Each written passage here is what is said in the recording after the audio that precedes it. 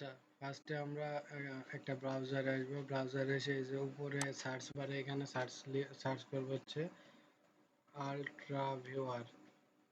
এই যে উপরের লেখাটা লিখবো আল্ট্রা ভিউয়ার ডাউনলোড, এতটুকু লিখলেই হবে। তারপর ইন্টার সার্চ করব, ঠিক আছে। সার্চ করার পরে এই যে প্রথমে যে ইউআরএলটা আছে ultraViewer.net ডাউনলোড, এখানে ক্লিক করব। এখানে ক্লিক করার পর এই যে হলুদ যেটা আছে ডাউনলোড বাটন, এটাতে ক্লিক করব।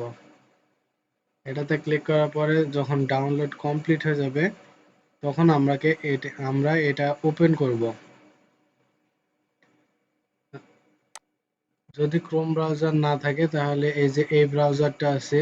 আচ্ছা আগে আচ্ছা এটা ডাউনলোড হওয়ার পর এটাতে ক্লিক করব।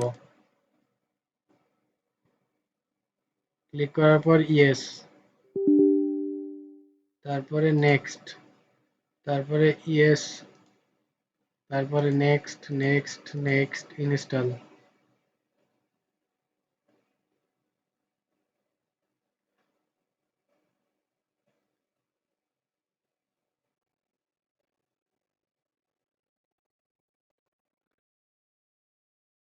আচ্ছা এখন আমরা এই যে ক্রোম ব্রাউজার মাইক্রোসফট ইডিজিতে আসব। ইডিজিতে আসার পর ওপেন করার পর এখানে উপরে যে বার আছে বারটাতে লিখবো হচ্ছে ক্রোম ব্রাউজার বা ক্রোম ডাউনলোড।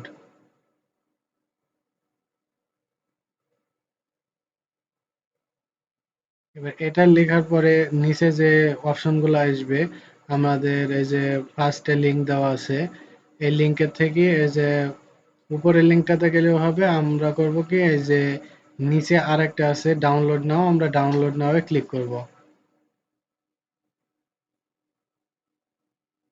এখানে ক্লিক করার পরে যে ডাউনলোড ক্রোম, আমরা এখানে ক্লিক করব।